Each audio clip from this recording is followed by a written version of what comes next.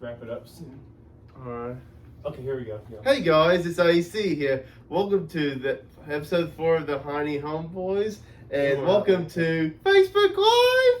And our special guest today is none other than the Reverend Nathan Joyce, our pastor right now. Yep. Hello. Welcome, Nathan. Thank you. Yep. So first of all, tell everyone about yourself if they don't know you already. Give yourself an introduction. Nathan Joyce. I have a sling on right now because I had shoulder surgery, but healing well from that. I have been married to my wife Crystal for 25 years. Just last Tuesday, just a couple days ago, 2 days ago. Okay. And we have 4 children, and I am senior pastor of preaching at Heartland Church. I graduated from Massac County High School at one point in time, same as you guys. Yep. Just a connection with you guys. I grew up with your dad, best of friends, for a long time. I don't know what else you might want to know, but Yep. That's good enough for me. If that's what you want Facebook to know. Now, what's the next question? Okay, what purchase of $100 or less has most positively impacted your life in the last 6 months or in recent memory? $100 or less purchase. That's a tough one. Impacted my life. Let me think. I would probably have to say books on Kindle that I have. I do an e-reader, so I read on my Kindle, and so every morning I have some reading time and quiet time, and so usually most of those books are quite a bit less than $100, and they are helpful for me, especially a lot of Christian books and that kind of thing. Pastoral ministry, just helpful to be able to grow and get closer to Christ, and so that's what I would say. Yeah. So, what are 1 to 3 books that have greatly influenced your life?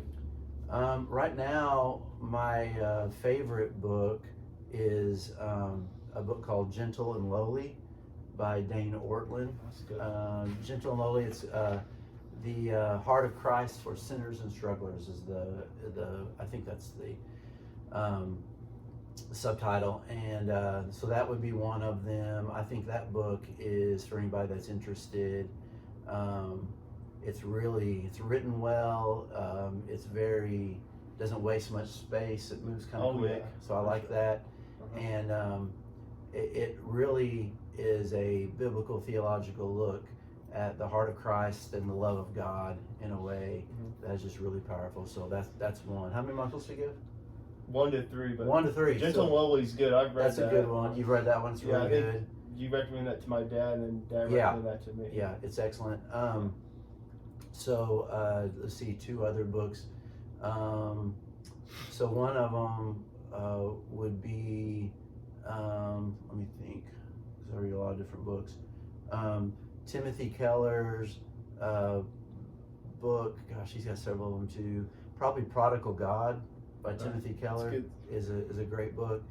And then the third one is not a book I've read, but a book I've written. I've got a book that's about to be published probably before the end of the year called Worthless with a question mark, and so it's a gospel healing for our injured self-image, and so that one's important to me because I wrote it, and it'll be published later on this year. We don't have a date yet. So this will be your debut book. My debut. That's right. I can't wait. That's right. Yep. Hopefully, I think do you have to have more than one book for it to be officially a debut?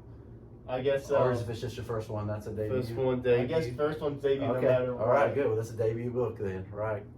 Yeah. I'm not promised a second one. That's why I'm saying. Oh, okay. So, yeah. So we'll see. Okay. So those are 3 books. All right.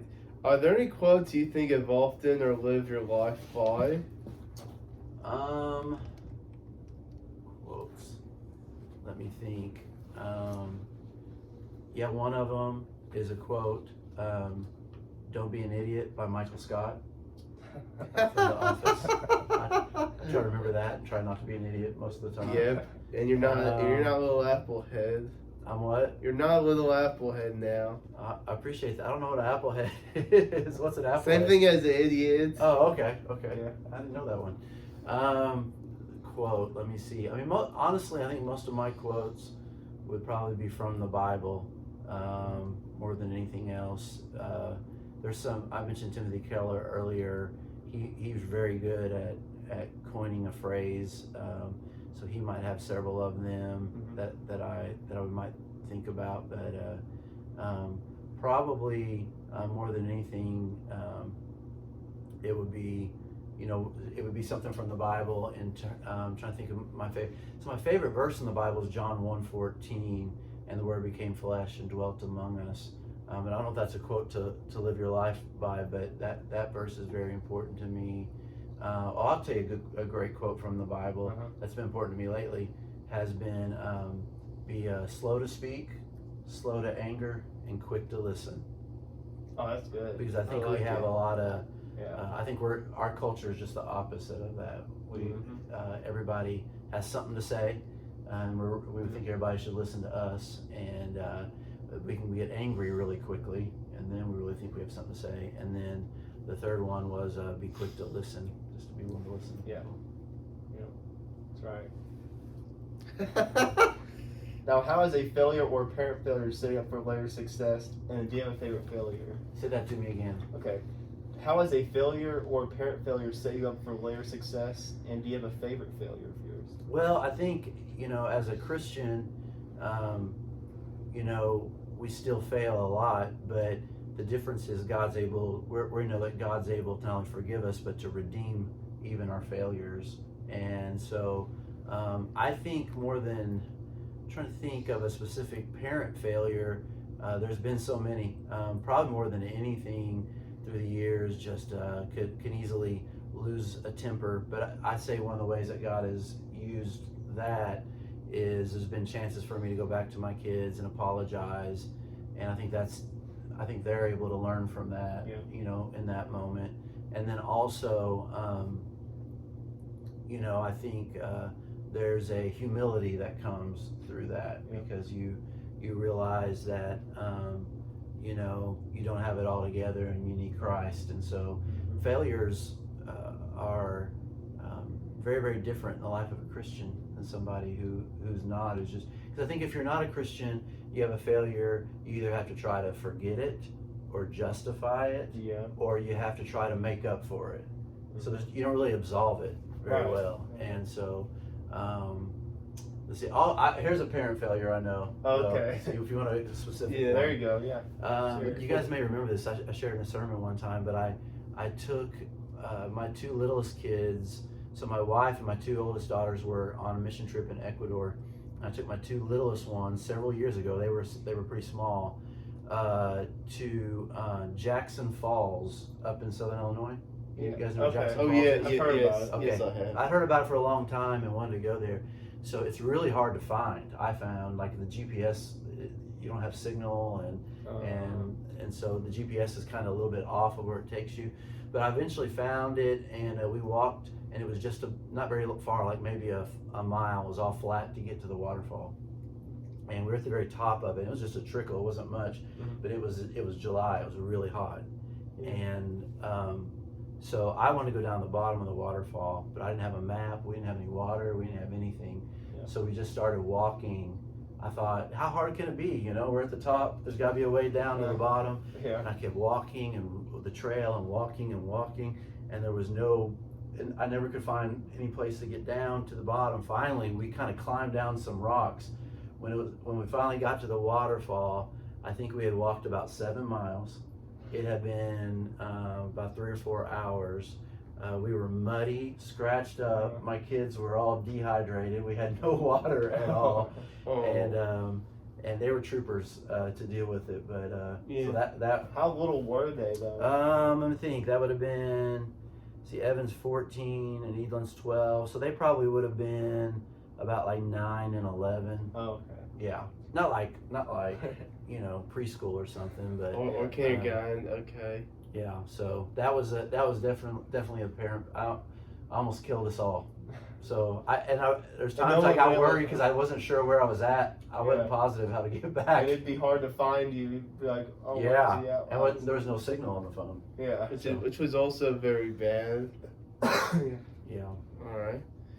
All right. Who inspires you the most? Inspires me the most. I am inspired. My wife is very inspiring. She's a kindergarten teacher, and how she cares for her kids, and you can imagine that's not an easy job to do. Oh, no. Kindergartners, they need a lot of Attention. help and attention. Yeah. And so that's very inspiring to me. There are people in our church that really inspire me, and I hate to name them because You can name them. You're gonna miss somebody. I would miss somebody. Why aren't you mentioning me? Yeah, but let's see if I may be able to get away with some. But some of the people who just selflessly serve and just give of themselves and kind of in secret a lot of times, and people don't see that all the time, especially like a lot of our people that are leadership in Acts ministry. That that's just very, very selfless. And then there are thinkers and writers and people like that who inspire me. Yep. Also, I don't know if you're going to ask more about that later, but Maybe. okay. Well, I'll hold on to those names. Yeah. And in case you ask me that later, but there are some people like that inspire me. That's good. And now, what's your greatest challenge as a pastor?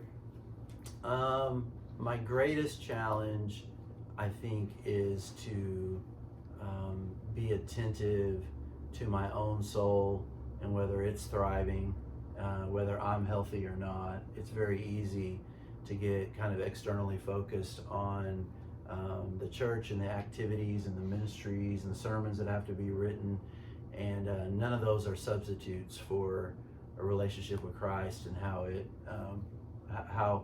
that ministers and replenishes my soul.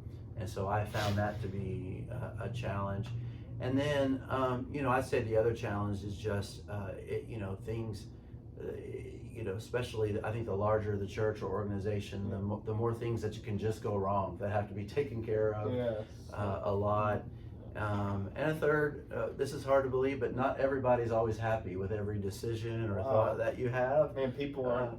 Yeah, it's kind of crazy, Yeah. but we're actually really blessed. Heartland is a very supportive, very loving church, but it's you're never, no matter what, you're never going to please everybody, and sort of coming to grips with that and just trying to be faithful to please God, is really important. I will say one of the benefits, or one of the things that helped me with the difficulties, is being a part of a great pastoral team like we have. I never feel alone, and then our elders and our elder leadership, I never feel alone on anything. Dax and I are co-pastors, and we share, and whatever is tough to deal with, we deal with that together. Our pastors have real friendships, and our elders are very supportive. They really seek to try to make sure we're all thriving and doing well, and are very supportive. So that's an important part of getting through some of the challenges. Yeah. All right. How often do you talk to your family? About once a month, maybe once every other month. Okay. No, I'm just joking. How often do I talk to my family? Do you mean my family at home, or do you mean? I mean like your family like Ron Glow okay. Ron Glow. or in-laws. Yeah, I got you. Well, my family at home, I talk to them several times a day. I would hope. But I talk to my parents usually about once a week. We have a phone call, and they've had kind of a tough time lately, so it's probably been a little more often right now. I like it. What is one of the best or most worthwhile investments you've made? You say investments like time investments, like investing my time and my life into, or? Yeah, that could be. You can answer it that way. Okay. Yeah. Let's see. I would probably say my education, which was both a financial investment and a time investment. So I went to school a really long time, but I can look back and see how useful that's been to me, not only in what I learned, but the people I met and came in contact with, the difference, I would say, in just the 2 years I was at Union. I transferred there, so just my junior and senior year. If I could see the difference in me before and after that, it was tremendous. Just in biblical knowledge and just hopefully spiritual growth and growth as a person. So my education, I think, was probably the best investment that I made. So if we're talking about just buying something, then I'll go back to this: my Kindle, Okay. my Paperwhite Kindle. Okay. I love that. That's probably one of my favorite possessions. So. What's the next one? Okay. What is an unusual habit or absurd thing that you love? Unusual habit. My kids say I sneeze really loud. Is that? I don't know if that's a habit. I don't see it like that though. No, you don't. Okay. Unusual habit. I'll tell you, like, so I do the exact same thing when I wake up in the morning every day. Okay. So, I make myself a caffeinated drink. I sit in the same chair. I read from that chair. Okay. And so it's kind of my habit, my daily habit. I don't know if that's unusual, but I mean, that could be it. it's yeah. kind of Yeah, it could be, a habit. It's that, unique to you. So. Yeah. Trying to think of anything else. I guess that's it. Okay.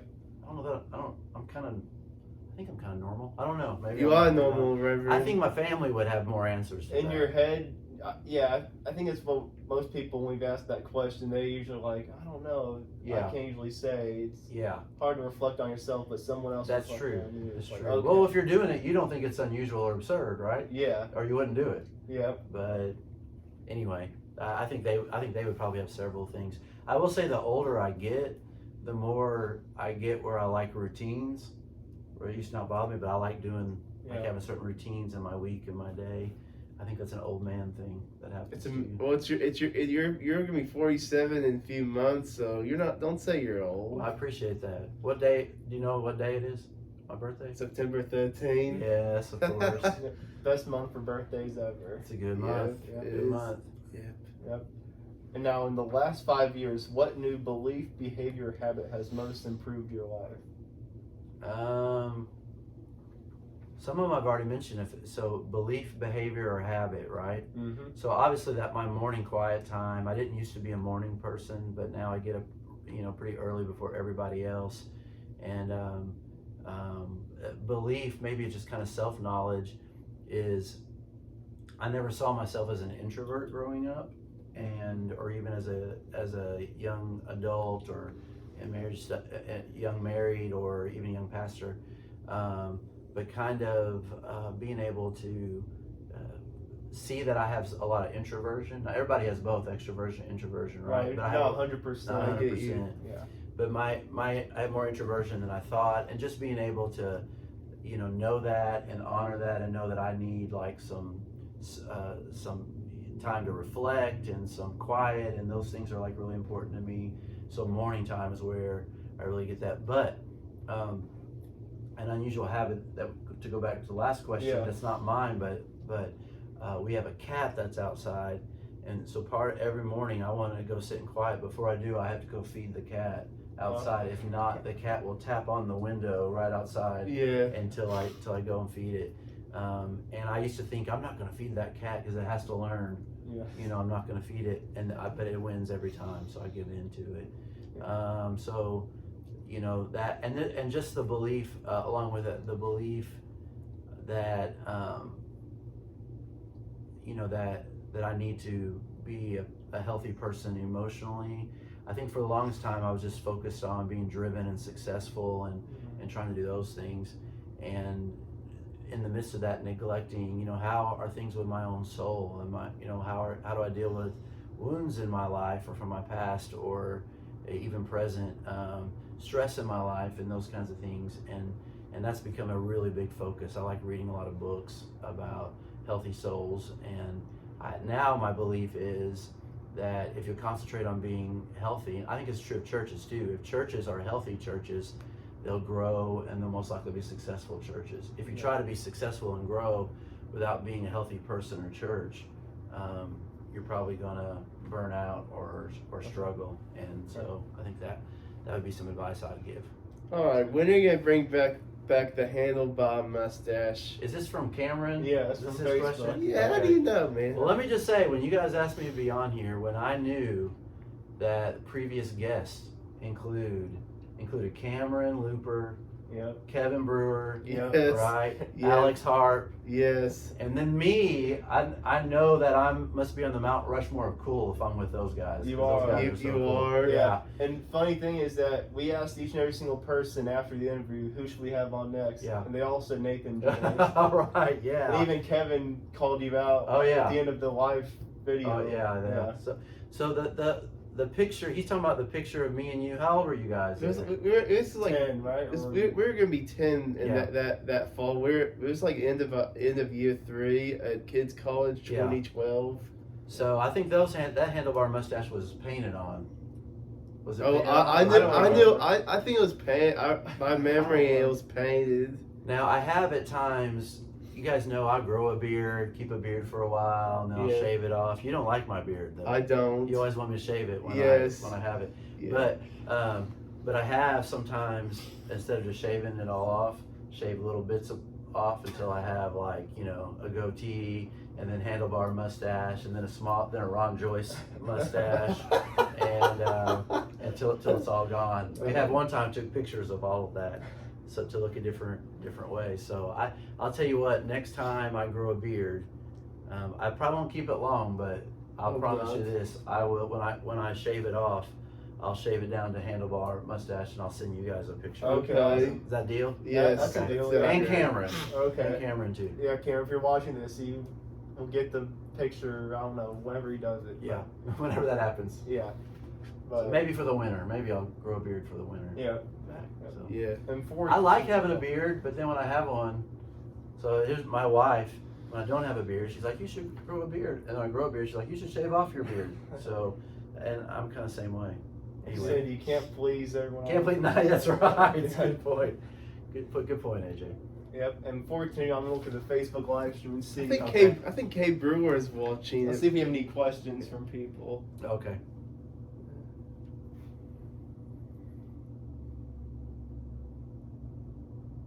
Who's all watching? Okay.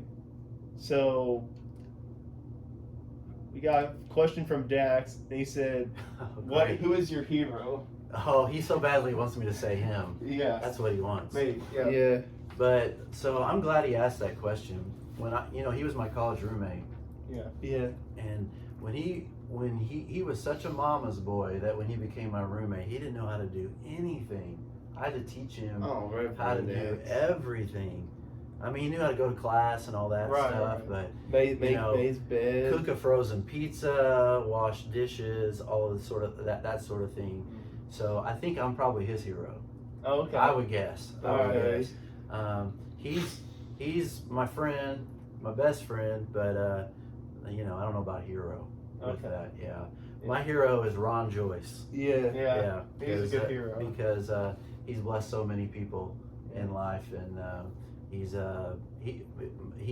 really, really good at making people feel special. He's always had that ability. For sure. Yeah. I think he passed it on to you, and you. Well, I appreciate that. Yeah. Yeah, I appreciate that. But Ron, he had his own special way, right? But yeah. Just the Yeah. few times I've seen him. Yeah, he definitely. Well, and he just has that ability that, to be around somebody, and they're probably going to walk away feeling like $1 million. I Mhm. think he Yeah. just notices good things about him and is able to Yes. celebrate that. And he's very positive. He's very positive. He'll always tell me about that I'm one of the best preachers he's ever heard, and I go, "Well, Dad, you're my dad. You're biased on it." And he goes, "I know I am, but I still think you Yeah. are." So that's how dads are, I think. So Yeah. I think Dax might have had another question. yeah, he's probably got a comment. He's probably had 2 million questions on the stream.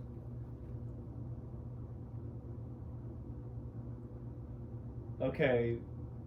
So he said, "Why do the Cowboys stink all the time?" What is your theory behind that? 2 words. Jerry Jones. Enough said. Yep. Dags. And now my mom has a question. She said, good. "What's your favorite Kyle Heine story?" I want to hear this. Oh, my favorite Kyle Heine story. Hot dang, that's Kyle Heine. Gosh, I've got so many. So one of them is we used to play this video game called Baseball Stars. It was on like an old Nintendo, and you got to like draft your team and make a team, and nothing like the games now in terms of like the pictures on stuff. And when he would do real good play, so I can't do it because I only have one hand, he would hit his hands real quick like this, and then he would point at you like that, like to put it in your face. With that, man, we did. Oh, great Kyle Heine. This is kind of all of us, but he and Jason Brinker and I were assigned to a family on a mission trip in South Carolina, and they were the Huggins family, and they would wrestle each other. And the way you won the wrestling match was not to pin them down, but to lick their eyeballs. You had to hold them down and lick their eyeballs. And they wrestled each other the first night, so we were scared half to death of them. And both of us, well, all three of us, we got in the room and locked the door. And these were the big burly guys. And one of them, a dad or something, knocked on the door. He's like, you think that's gonna stop us from coming in there and wrestling you? And we were like scared half to death that whole night. But the whole licking the eyeballs thing lived on for a long time. Yeah, I've already mentioned that a couple of times. You mentioned that in 2016. In 2016 I did? You mentioned that Vision Sunday of 2016. Wow, nice. What day? Nice. January 17th. 2016. Okay. There was a time where your dad got into reading a lot of poetry and Henry David Thoreau, and maybe he was ashamed to tell me about that. He kind of. I think he might have even at one point in time kind of, I don't know how would I say it, like even dressed a little more, hippie like for a while. Oh, nice. Yeah. He had a hippie. He kind of got into transcendentalism and all that sort of thing. I think he still likes Henry David Thoreau. But. Yeah. Now, next question is, what are some bad recommendations you hear in your profession or area of expertise? That I hear? Yes. I would say, I think it's an older generation thing, but pastors were told to not be vulnerable or to not kind of share their weaknesses. And I think being able to be human and share your weaknesses, I think that is a mistake, and I think it's unhealthy for the pastor, and it disconnects you from the people. I think the fact that we're fellow strugglers is an important thing. And then also, I think just sometimes the focus on getting to a big church or growing a church big, and just the pressure of just like numerical growth can easily become an idol. And I think for all of us, even though we don't want that to happen, we feel somewhat measured by that, and so I think that's a big danger for people. And then I would say the third one is pastors can kind of be prone, because we care for people's needs, and there's always an abundance of needs, to be not neglectful of their own soul, like I already mentioned, but sometimes neglectful of their family, and their families can resent ministry. So those would be three things I would share. Yeah. And now, what's your favorite movie? My favorite movie is Shawshank Redemption. Yeah. I already knew that, but I want Facebook to know. Shawshank Redemption. Yeah, I love. Of course, there's a lot of good things in it, but I really like. I think it's powerful when he finally crawls out of that pipe, and then he feels the freedom, and it's lightning and all that kind of thing. So, yeah, I think that'd be my favorite. Oh yeah, it's a good one. Mm-hmm. All right, what advice would you give to a smart-driven college student about to enter the real world? What advice should they ignore? Okay, I would say the advice I would give them is they're going to enter college, you said? Yeah. So I would say go as far in your education as you possibly can. So if you can, depending on what you want to do, of course, but if you can go on and get as much education as you can, just to open as many doors as possible. I would also say, just entering college, I would say, managing your own time is harder than you think it's going to be, and to learn to have some habits of really of studying and that kind of thing. Take it seriously from that standpoint. But also, I would say enjoy friendships, because a lot of those college friendships are some of the, I was joking and teasing about Dax earlier. Well, sorta. But he and I were talking the other day. When we met at college in Greek class, we could never have dreamed, all the time that we would spend together and the journey that we would have. So, those would be something. What should you ignore? Yes. Like, what's some advice you should ignore? Yeah. Goodness. I guess. Probably. Well, I think you should have a social life. I think you should ignore the idea that for some people it's all about the social life or just the party scene or that kind of thing, and they ignore their academics. And from a Christian standpoint, I would say this: I think most college students are in a time where spiritually they're going to either really grow close to God, or their hearts will really grow cold, because it's just they're discovering their faith apart from their parents. And what do they believe? Do they really own what they believe, or did they just borrow their faith? And I can't tell you how important it is, I think, for Christian college students to get invested and rooted in some kind of spiritual Christian community when they get to college. I think that makes a huge difference in the spiritual course that they'll take. Yeah. And now, what is your favorite Disney movie of all time? Ooh. So animated or not? It could be any, Okay. Yeah, any Disney movie. So the joke in my family, I say joke, but is Little Mermaid, because it's really not my favorite movie, but the song always kind of, for some reason, always makes me a little weepy. Under the Sea? No, Part of Your World. A Part of Your World. Yeah, that for some reason, I just feel so sad for her. And, like, do you guys know the Voyage of the Little Mermaid at Hollywood Studios? Yeah. All that. So even that hits me then. So I'll sing that song at home, and it embarrasses my kids when I sing it real loud. And my favorite, though, my favorite Disney movie. Right now, some of the Avenger Marvel movies would probably be up there. Yeah, we can count that. Okay. Yeah. So, a Marvel movie like Avengers Endgame or something like that. Yeah. Okay. Yeah. All right. When you feel overwhelmed or unfocused or have lost your focus temporarily, what do? I go on vacation. I like it. I love vacations. I like I plan a vacation. Yeah.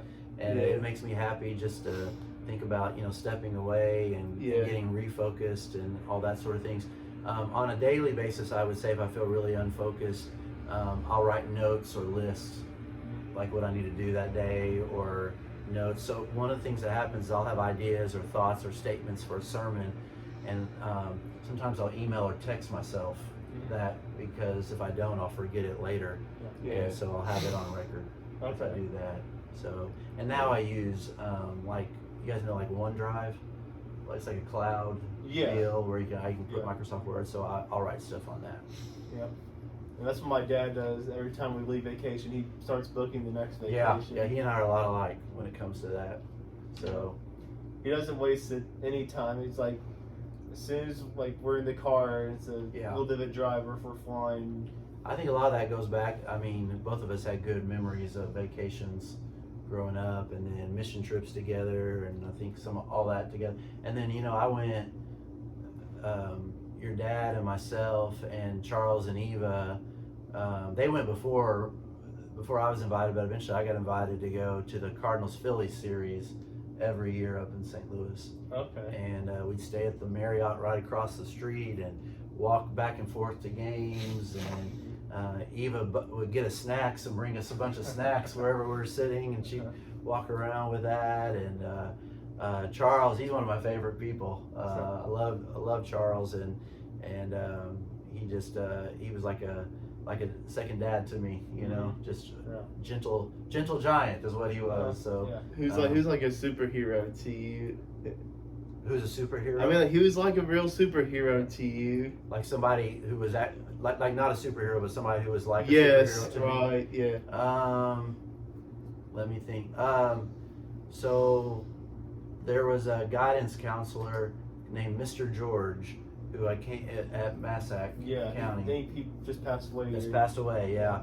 And when I first took the ACT, I made a much lower score than what my practice tests had been, and I was really discouraged. And I went to his office and I was mad. I was going to tell him I wasn't going to college, and he kind of calmed me down and told me. He said, "I'll never forget." He said, "Nathan," he said, "this is just one test." He said, "You've got something that a lot of people don't have, people skills." And I walked out there feeling a little more confident with it, so that always meant a lot to me. With it. Were you a senior or junior? I was probably a junior at that time. Right. Yeah. Okay. Yeah. Then we got maybe another question, maybe just Okay. a comment. Let's see. Got 11 people watching right now. Hello. G'day. Good day. You haven't called me mate one time. Okay. Or did you call me Rev? I've called you Reverend I think once we called or you twice. Rev. Okay. Yeah. Okay. Yeah. Yeah, it was nothing. So now, Okay. next question is, what are some spiritual truths you found in movies? Ooh.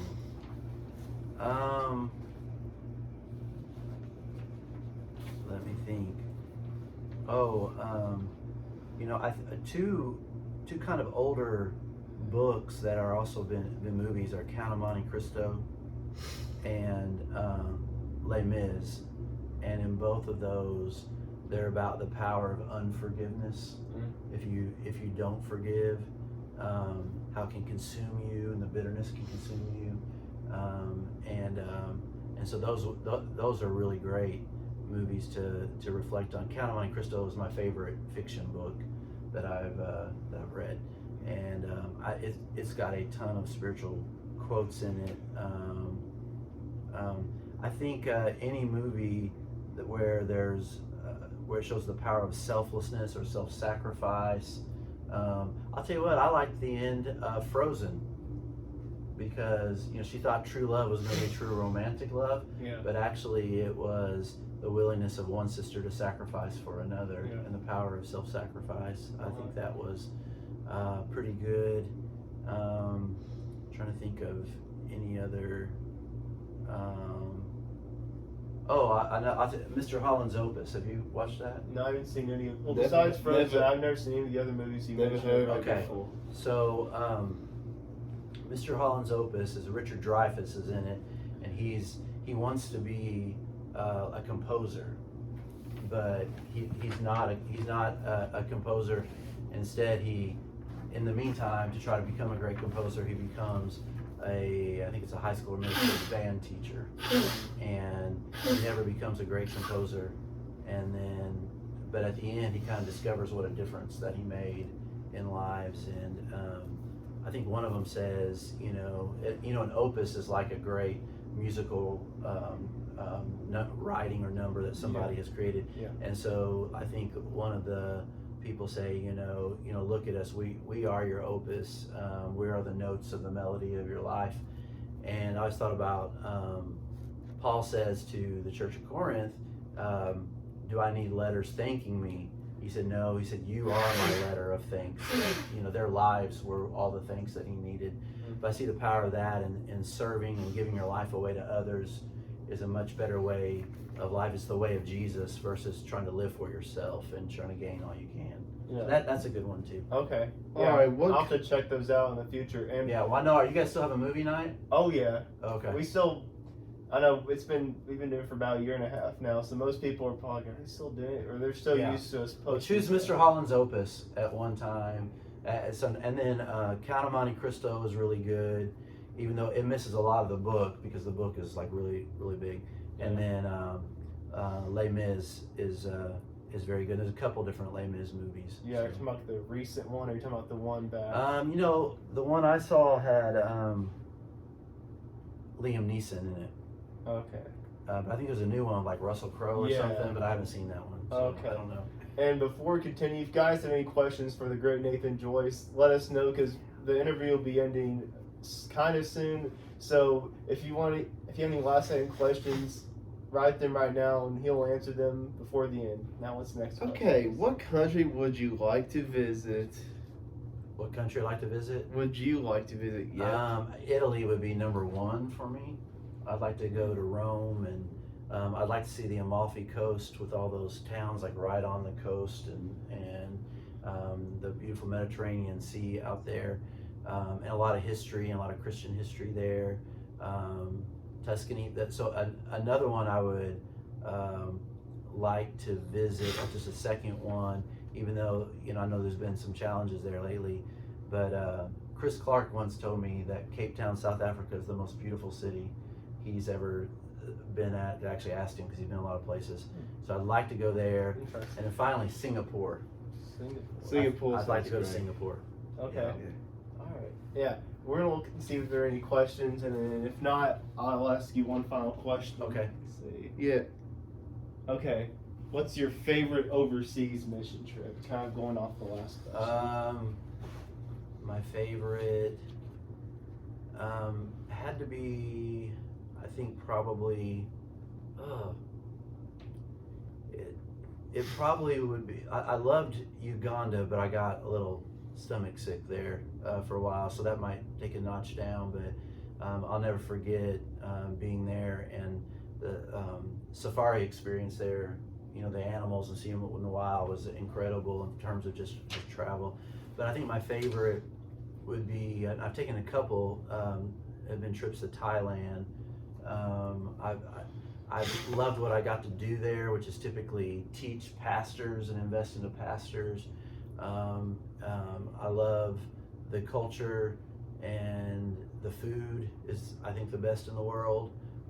Yummy. It is a long trip there, though. That's probably the downside of it. But I've been to Thailand, I guess, 3 or 4 times. I'd be hard pressed to say which one was the best, but that probably the first one. We went with several of us from here. Chris Clark was on there. Ace went on that. Ace Hubbard went on that, and then met some friends that are pastors in Owensboro who have become lifelong friends, and we had a great time. Another guy, Barry Rager, who planted a church in Indianapolis. So just those friendships lasting. That's probably the one.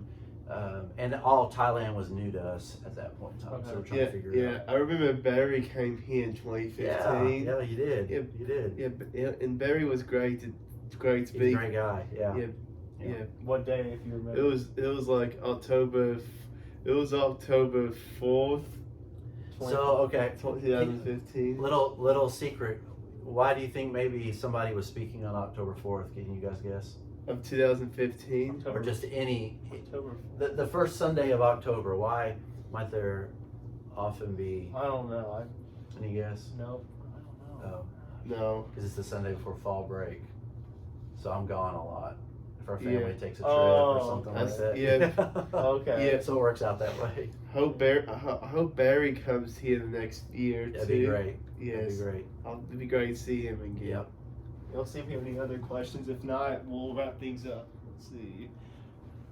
No, I don't think so. But we're gonna have one last question. We could be with Nathan probably for another hour or two, but he has a busy schedule, so we'll just have one more question for him. And the last question is going to be, what fact value would surprise many of your acquaintances or people that know you from being a pastor or whatever? What fact value would surprise people? About me, Yes. I would say.